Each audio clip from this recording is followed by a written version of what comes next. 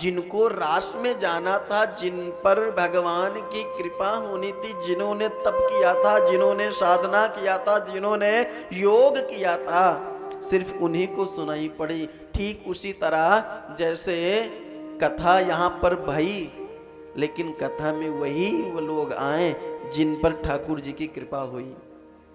इतने लोग तो नहीं हो ना आप, लेकिन ठाकुर जी ने जिनको बुलाया गिने चुने लोग ही आए। वैसे ही जैसे ही भगवान ने बंसी बजाई, वेणु नाद किया, जो जो अधिकारियां थी गोपी, जो जो अधिकारी थी,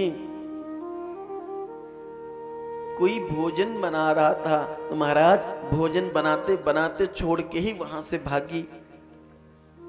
एक गोपी तो संध्या के समय माताएं श्रृंगार करती हैं, सो एक गोपी श्रृंगार कर रही थी, महाराज होंठ पे लगाने वाली वस्तु गाल पे लगा ली, माथे में लगा ली, माथे की बिंदी गाल पे लगा ली, और महाराज जो कपड़े कमर में पहनने थे वो ऊपर पहन लिया, ऊपर के कपड़े नीचे, भागी। क्यों? क्योंकि जल्दी थी।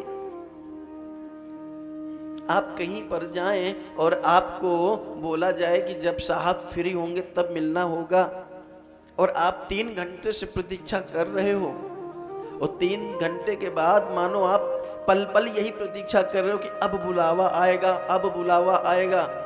जैसे ही अंदर से पिए निकला, बोला आपको अब आपका नंबर है, सो महाराज आप तुरंत भागोगे। बगल वाला कहेगा रुक जाओ, मैं तो कहा नहीं भाई 3 घंटे से इंतजार कर रहा हूं।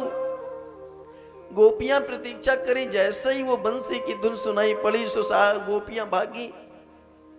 एक गोपी तो पति को भोजन करा रही थी, पति ने मांगा महाराज नमक, और वो चीनी डाल के भाग के चली गई।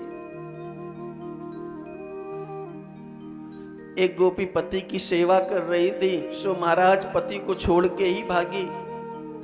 ये गोपी की बात है, आपकी बात नहीं है कि पति की सेवा करते हुए आप भाग जाओ मंदिर, नहीं, ये गोपी की बात है। गोपी का अर्थ क्या है बताया था ना, गोपी किसको कहते हैं? गो मतलब इंद्रियां और पी मतलब पीना। पा धातु से पिबती बनता है, पिबती पिबता पिबंती।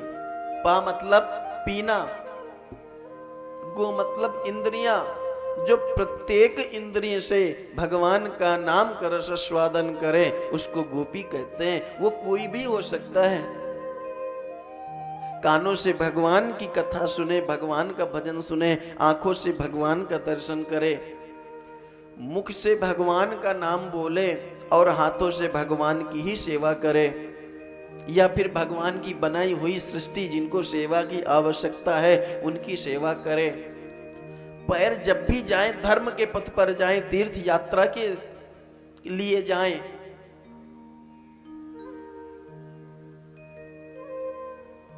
वेद भी यही कहते हैं महाराज, भद्रं कर्णेभिः शृणुयाम देवा भद्रं पश्येमाक्षभिर्यजत्राः।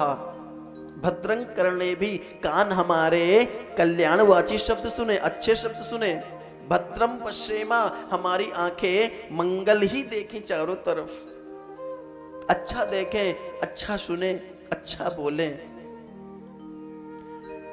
सत्यम ब्रूयात प्रियम ब्रूयात न ब्रूयात कद असत्यम इति। जब भी बोले सत्य बोले और प्रिय बोले, सत्य बोले और प्रिय बोले। ये नहीं कि हम दिल के साफ हैं बस खाली मुंह के बड़बिले हैं, नहीं। सत्यम ब्रूयात प्रियम ब्रूयात, सत्य बोले। बहुत लोग कहते हैं ना सच कड़वा होता है, नहीं भाई, सच कड़वा नहीं, सच मीठा होता है। सत्यम ब्रूयात प्रियम ब्रूयात, प्रिय बोले, सत्य बोले परंतु प्रिय बोले। ऐसी बाड़ी न बोले जिससे किसी का मन दुखे, ऐसा सत्य न बोले जिससे किसी का अहित हो, किसी के मन को दुख हो।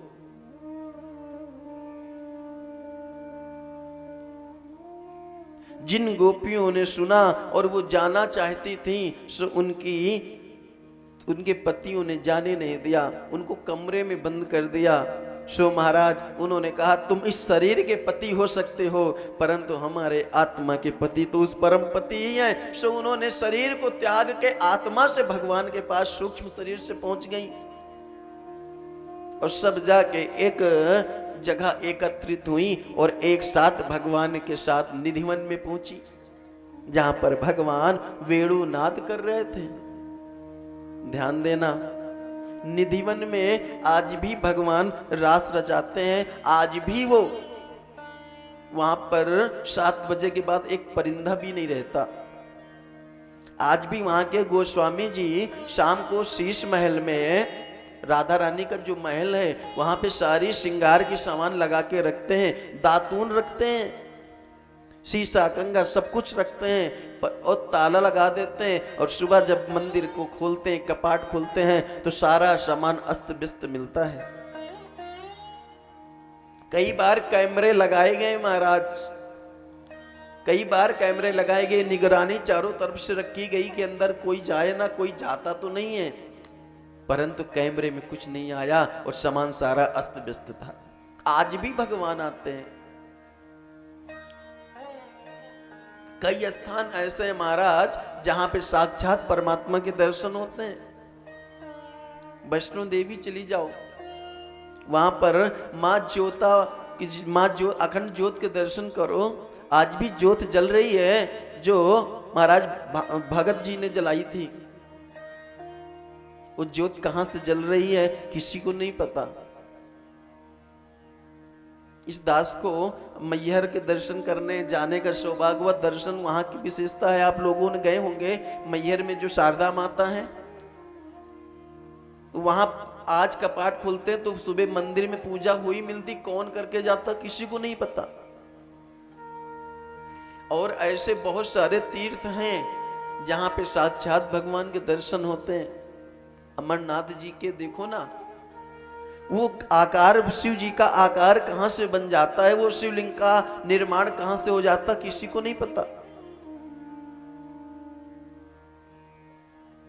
साक्षात भगवान के दर्शन हो रहे हैं, परंतु जब इनकी कृपा होगी, जन्म जन्मांतरे भवेत पुण्यम तथा भागवती लभेत, जब जन्म जन्मांतर के आपके पुण्य उदय होंगे, इनकी कृपा हो जाएगी, तब आपको सबके दर्शन हो जाएंगे। कोशिश यही करना चाहिए कि हम तीर्थ यात्रा ज्यादा से ज्यादा करें, और अभी करें महाराज। ये नहीं कि बच्चों की शादी हो जाएगी तब करेंगे, ये हो जाएगा तब करेंगे, नहीं। भगवान से किसी भी प्रकार का लेन देन ना करें कि हमारी ये कामना पूरी हो जाएगी तब हम भागवत करवाएंगे। नहीं भाई, हमारी जब अच्छी स्थिति आ जाएगी तब करेंगे। नहीं भाई, अच्छी स्थिति किसने देखा है? अर्जी आप लगाओ, और जैसी आपकी अर्जी होती है वैसे इनकी मर्जी होती है। आपकी जैसी अर्जी लगेगी वैसे फिर उनकी मर्जी हुआ करती। इसलिए अर्जी आप लगाइए भगवान से, और भगवान आपको मौका कहीं देते हैं। जैसी आपकी अर्जी लगेगी वैसे इनकी मर्जी होगी। गोपियां पहुंची महाराज भगवान के पास, वेणुनाद किया भगवान ने। निशम्य गीतम नंदनं वर्धनम, निशम्य गीतम नदनं वर्धनम, व्रज स्त्रिया कृष्ण गृहीत मानसा, आजन्मुरन्यो नमलक्षितोद्यमाः, सयत्र कान्तो जवलोलकुण्डला। सारी गोपियां अस्त व्यस्त श्रृंगार करके, कान में पहनने की चीज गले में पहन लिया और पैर में पहनने की चीज हाथ में पहन लिया, ऐसे अंग भंग होकर महाराज उल्टा सीधा श्रृंगार करके भगवान के पास पहुंची सारी गोपियां। ध्यान देना, भगवान आपका रूप नहीं देखते, भगवान आपका धन नहीं देखते, भगवान आपकी सामर्थ्य नहीं देखते, भगवान सिर्फ आपका भाव देखते हैं। भगवान ये नहीं देखते कि आप कितने विद्वान हो, भगवान आपके भाव देखते हैं। इसलिए कोई भी सत्कर्म कल पे मत डालो,